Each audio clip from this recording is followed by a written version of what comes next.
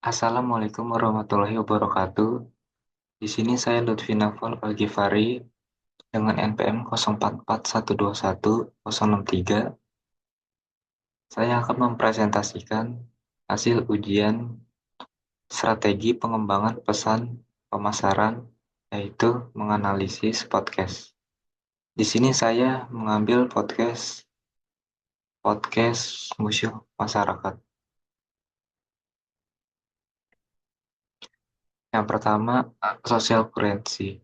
Podcast Museum Masyarakat ini membawakan topik-topik yang sering membuat kontroversial dan menarik bagi banyak orang untuk didiskusikan dengan host yang dibawakan oleh Tretan, Coki, dan Adriano. Podcast ini menjadi ringan dan humoris untuk didengar. Yang kedua, ada trigger memanfaatkan tema sehari-hari yang sering relevan dengan audiensnya seperti kehidupan sosial, budaya, atau isu-isu yang sedang trending. Podcast ini seringkali memicu emosi kuat pada pendengarnya, baik itu tawa, amarah, atau keterkejutan. Emosi inilah yang menjadi pemicu kuat bagi pendengar untuk mengingat dan membicarakan podcast ini. Yang ketiga ada emotion.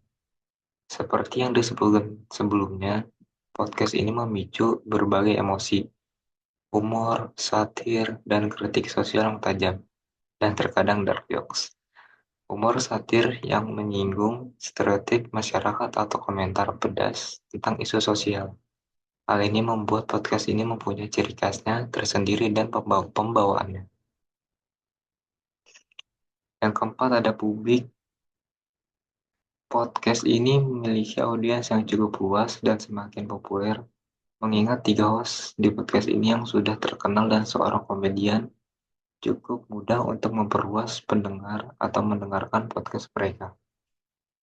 Hal ini membuat pesan-pesan dan kesan-kesan yang disampaikan banyak orang. Yang kelima ada practical value. Meskipun menghibur, podcast ini sering memberikan wawasan atau perspektif baru tentang isu tertentu yang membuat nilai tambah kuat. Namun, perlu ditekankan audiens untuk benar-benar memilih nilai-nilai yang diambil dan tidak, dan cukup dijadikan sebatas humor. Yang terakhir ada story. Podcast ini menggunakan narasi dan jokes-jokes untuk podcast menarik perhatian pendengar. Cerita yang menarik mempermudah pendengar untuk terhubung dengan konten dan menyebarkannya. Penggunaan pengalaman pribadi atau kisah nyata sebagai bagian dari podcast itu sendiri. Di sini ada type of collaborator. Di sini produk yang dipakai yaitu produk placement and usage.